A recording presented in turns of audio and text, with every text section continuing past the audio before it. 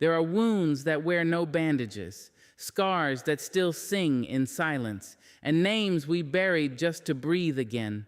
You didn't imagine the pain. You didn't overreact. And no, what they did wasn't a mistake. It was a decision.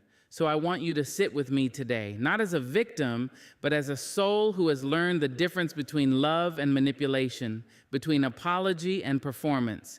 You gave them a first chance. They used it as a weapon. This time, don't hand them another. There's a lie we tell ourselves after the pain settles, a quiet whisper in the mind.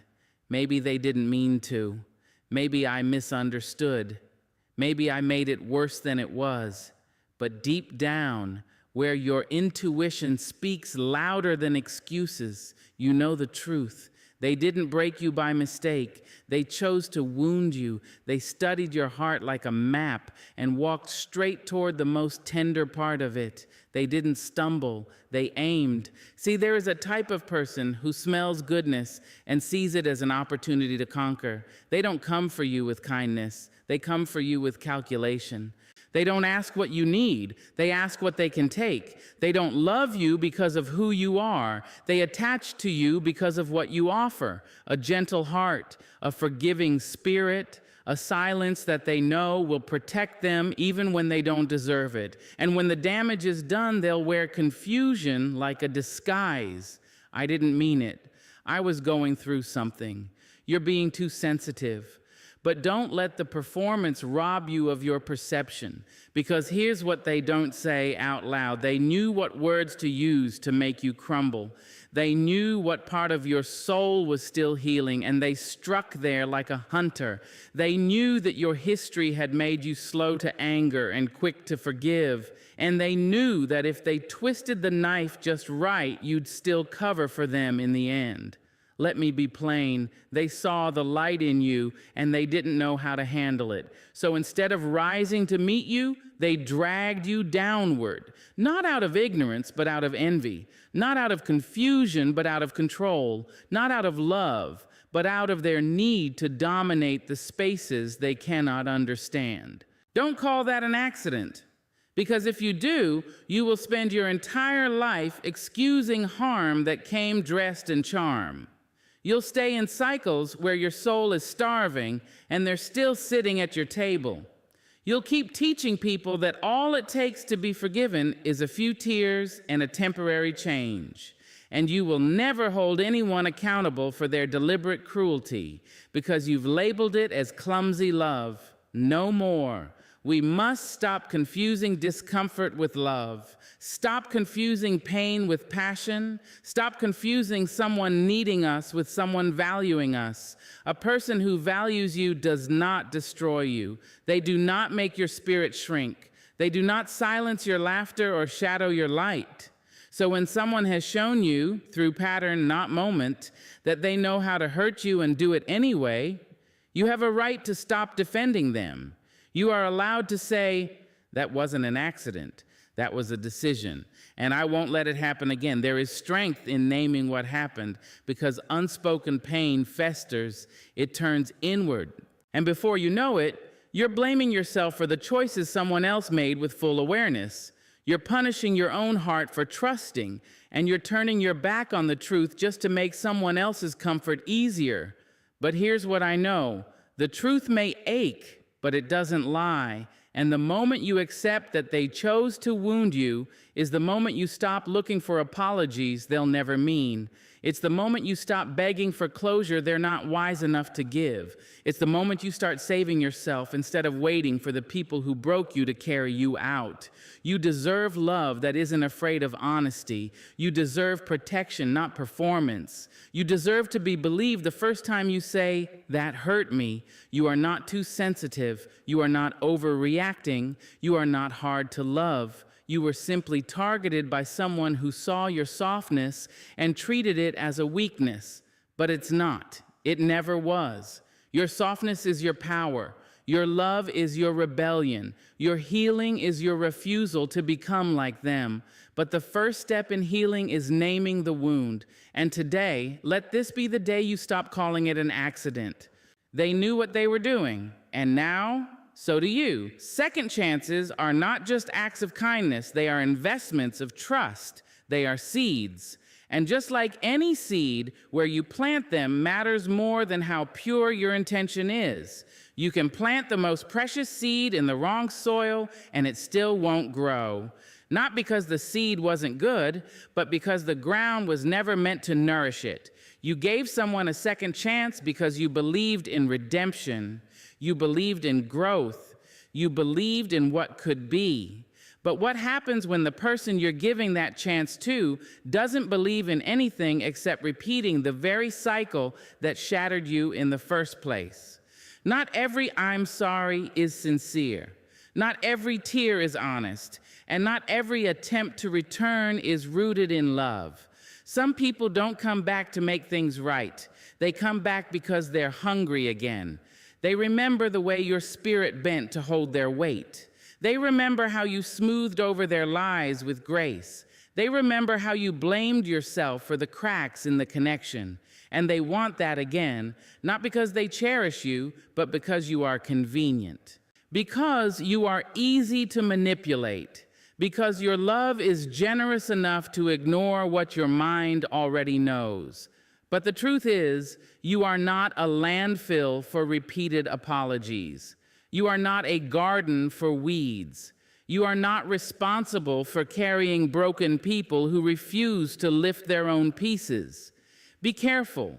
There are those who will treat your second chances like spare keys. They'll come and go as they please. They'll unlock the doors of your heart only to rearrange the furniture again. And when you ask for peace, they'll tell you you're being difficult. When you ask for change, they'll accuse you of never letting go of the past. When you ask for consistency, they'll offer excuses instead. Because people like that don't want to grow, they want to occupy. They want your space, not your soul. They want your light, not your love. And when the damage repeats itself, they'll call it a misunderstanding, not a pattern. But don't be fooled. Patterns don't lie.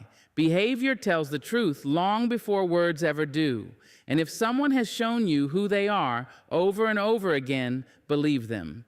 If their apologies are only ever followed by the same wounds, if their return only brings more chaos, if you're constantly the one doing the emotional labor, then you are not healing, you are hosting, you are not loving, you are sacrificing your peace to maintain their comfort. So ask yourself, why am I giving this person another seed of trust? What have they done to prove they're worthy of planting in the garden of my future? Because once your heart becomes soil, you must protect it. You can't let every hand dig through it. You can't keep giving water to what keeps choking out your joy. There is a sacredness to your forgiveness. Don't throw it to those who treat it like a receipt, something they can present anytime they want back in. Make peace with walking away from those who believe they are entitled to endless chances simply because you once loved them. Love is not an obligation to suffer, and forgiveness does not require reunion. You are not required to let someone hurt you just because they claim they've changed. Change is not a promise, it is a process, and it shows up in actions, not pleas. The next time someone says, "Please give me another chance," listen not just to their words, but to their history. Listen to the way your body responds. Listen to the quiet voice inside of you that has never lied. Because you can only water something so long before you realize it's not growing, it's rotting. And sometimes what you need is not to give another chance to them, but to give the first real chance to yourself, to choose peace over pattern, to choose freedom over familiarity, to choose boundaries over brokenness. Second chances are not free. They cost energy, hope, trust, and time. And when you give one to the wrong person, they don't just waste it, they weaponize it. So plant carefully. Your future depends on it. Forgiveness is a sacred act. It is not weakness. It is not surrender. It is not a signal that what they did was acceptable. No, forgiveness is your freedom. It is your release from the prison someone else tried to lock you in. It is cutting the cord between your peace and their power. It is declaring, you will not live in my spirit rent-free. You will not control my thoughts. You will not steal another moment of my joy. But hear me well, just because you forgive someone does not mean you owe them a seat at your table. Forgiveness is your gift to yourself. Reconnection is a decision they must earn. There are those who believe that once you've forgiven them, the slate is wiped clean. They assume your grace means access. They think your healing means homecoming. But they are wrong. You can wish someone well and still walk away. You can release resentment and still choose to never speak again. You can bury the hatchet and build a boundary. Because forgiveness is not an invitation, it's a conclusion. It is the final page in a chapter you are no longer willing to reread. It is the soft closing of a door, not the swinging open of one. You don't forgive to let them back in. You forgive so you can get out. So many people confuse these two things. They say, but I thought you forgave me, as if forgiveness guarantees restored trust, as if apologies erase damage, as if healing means forgetting. But forgiveness is not amnesia. It is awareness wrapped in strength. It is saying, I remember what you did, but I no longer carry it with bitterness. And it is also saying, I remember what you did, and I will not give you another chance to do it again. This world will try to guilt you into reconnection. It will call you cold or bitter. It will say you're being petty or unforgiving, but don't listen to voices that weren't there the night you cried yourself to sleep. Don't take instruction from people who never sat in the fire of your pain. They didn't see what it took for you to forgive in the first place, the shaking hands, the pounding heart, the war between grace and rage, the deep breath you had to take just to let go without letting them back in. Forgiveness is not easy, but it is noble. It is divine. It is proof of your strength, not their redemption. Let them do the work to become someone worthy of reconnection, if that's ever possible. Let them show with consistency, with humility, with changed behavior, that they are no longer who they were when they hurt you. And even then, you still have the right to say no. You are not a villain for protecting your peace. You are not cruel for saying, I forgive you, but I don't want you in my life. You are not wrong for choosing solitude over sabotage. Forgiveness is about cleansing your heart, not clearing their name. It is choosing light over darkness, love over hate, clarity over chaos. But if reconnection threatens that light, then it's not a gift, it's a gamble. And your spirit is not a casino. Sometimes people will change. Sometimes they'll grow, but sometimes they won't. And your forgiveness is not the bait to lure them back in. You don't need to keep proving how good your heart is by offering it to the same hands that once crushed it. You don't need to keep proving how loving you are by staying in places where love was used as leverage. Forgive for you, free yourself, but don't you ever feel pressured to rebuild a bridge that was burned with intention. And even if they return with new bricks, let them build their road elsewhere. You are not heartless for choosing distance.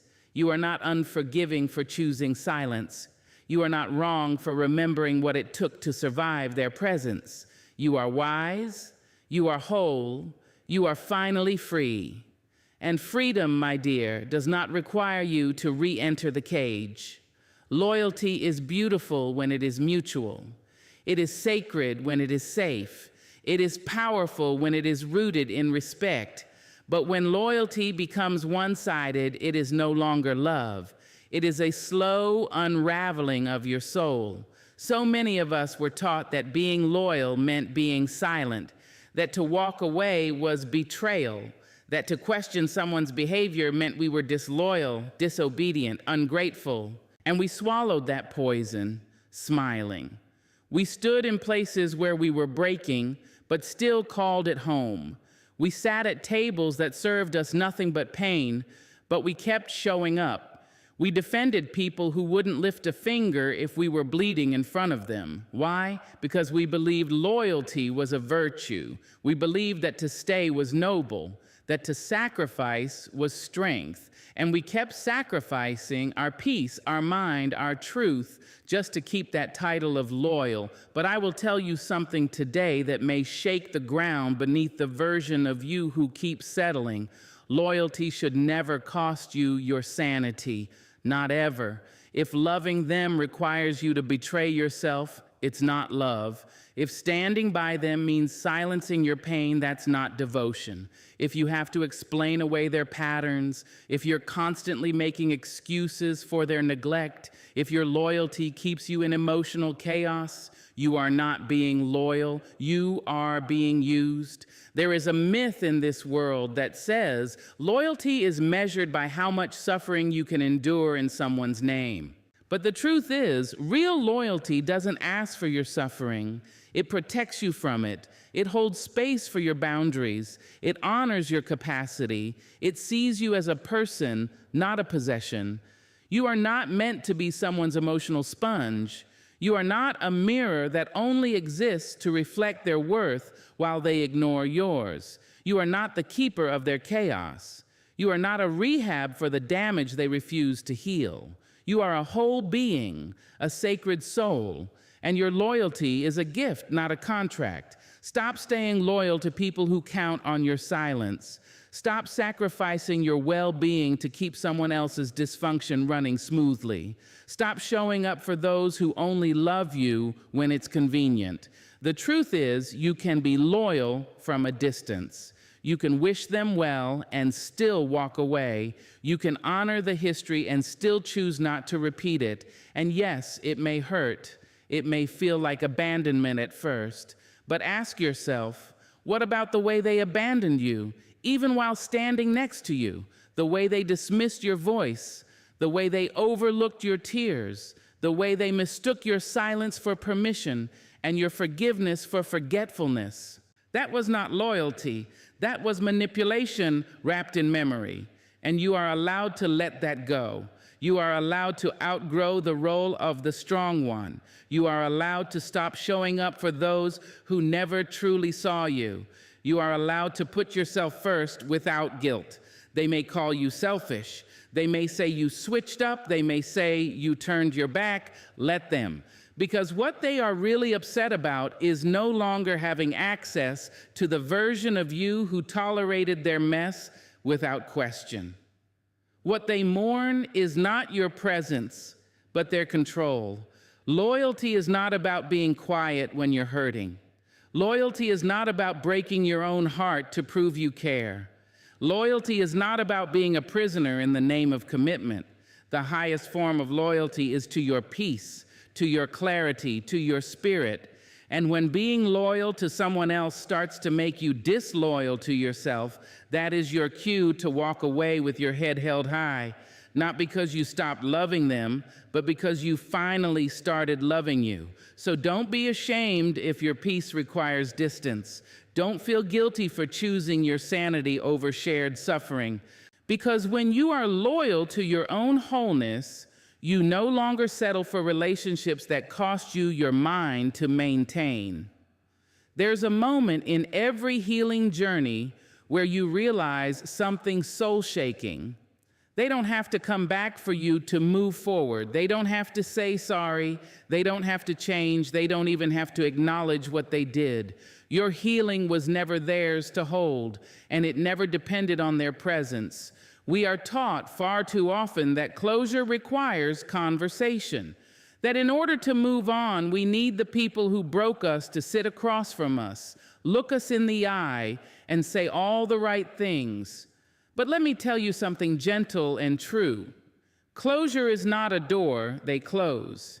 It is a door you walk through by yourself, with trembling legs maybe, with a scarred heart perhaps, but with power all the same. Some people will never admit what they did. They will twist the truth. They will pretend to forget. They will rewrite the story to protect their image and comfort their guilt. Let them. Your healing doesn't need their confession. It doesn't wait on their apology. It doesn't stall because they're too proud or too blind to face what they've done. Healing is not a group project. It is not a courtroom. You are not on trial, and they are not the judge of your pain. You can begin again without their blessing. You can reclaim your joy without their permission. You can rise without ever hearing the words, "I'm sorry," whispered into your ear. You are not broken because they won't acknowledge you. You are not crazy because they pretend nothing happened.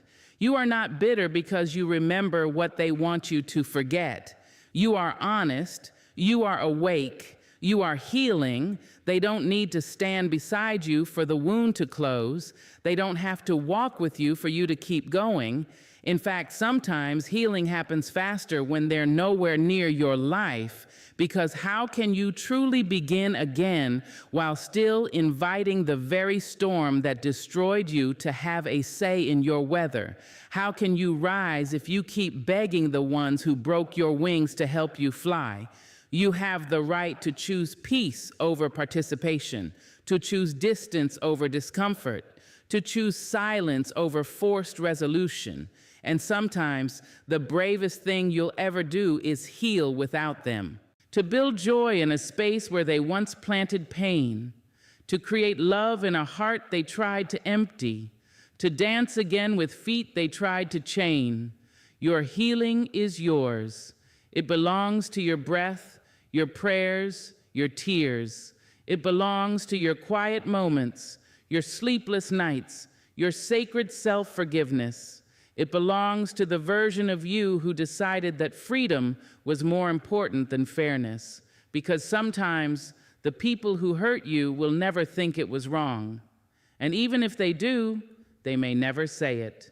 Let them carry the weight of their silence. You do not need to lighten their burden by holding your pain longer than necessary. You don't have to call them. You don't have to explain. You don't have to meet up, write letters, rehash the memories, or wait for the stars to align. You simply have to decide. Decide that their presence is not the path to your peace.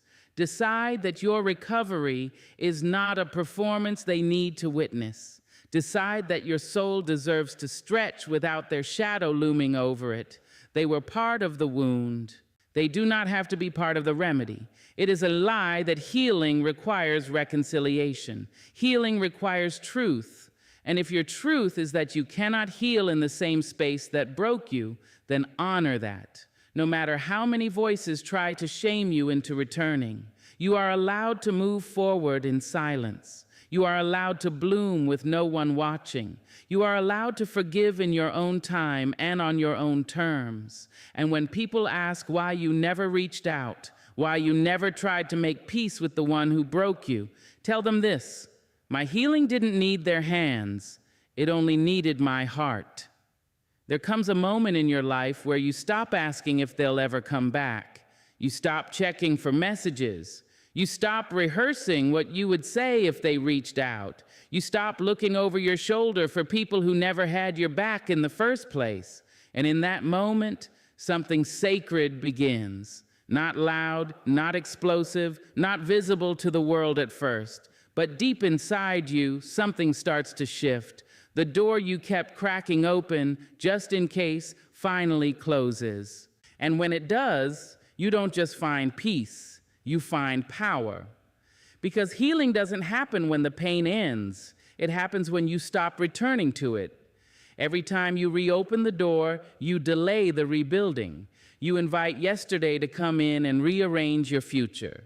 But when you stop reopening the door, when you finally turn the lock, put your hand on the wood and say, "No more," you create space. Space for clarity, space for peace, space for yourself. You cannot rebuild a house with the same hands that keep tearing down your foundation. You cannot move forward while keeping one foot in the memory of what broke you. That door you keep revisiting, it holds more than their presence. It holds confusion. It holds disappointment. It holds the echo of promises never kept. And as long as you keep it open, you're not free, you're haunted. Sometimes we don't realize how much energy it takes to keep something alive that was meant to die. How much we lose by constantly offering access to people who only know how to take. How much of our emotional home is taken up by ghosts we never buried.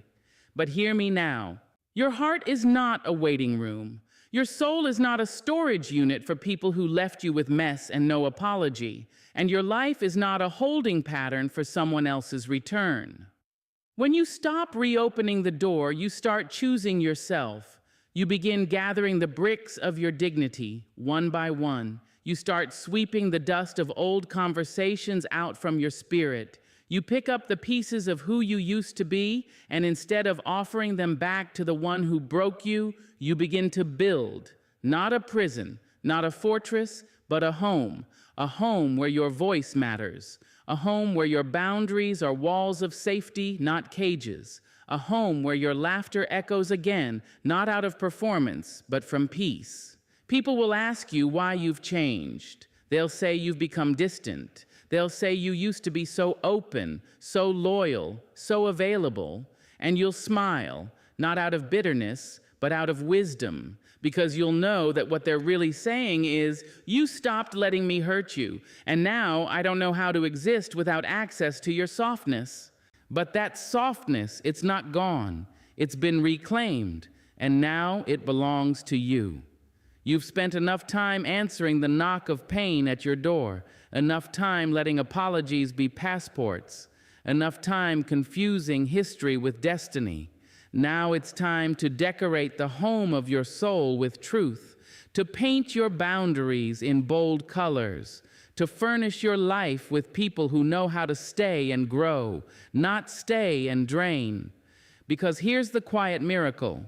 When the door stays closed long enough, you begin to forget the sound of their footsteps. You stop bracing for their return. You stop rehearsing your worth. You stop waiting, and you start living. You build gardens out of the things you once grieved. You find joy in the stillness you once feared. You come home to yourself in a way you never thought possible. You realize that closure was never a conversation. It was a decision to close the door, not in anger, but in finality. And in doing so, you didn't become hard. You became whole. So let them wonder, let them knock, let them circle the block of your memory. You've rebuilt the house. You've changed the locks. And most importantly, you now know what it feels like to be safe inside yourself, so don't give them a second chance. Not because you're bitter, not because you're cruel, but because you finally love yourself enough to say, you hurt me, you knew you did, and I will never give you the privilege of doing it again. Let your no be your closure, let your peace be the proof, and let your future thank you for not letting the past back in.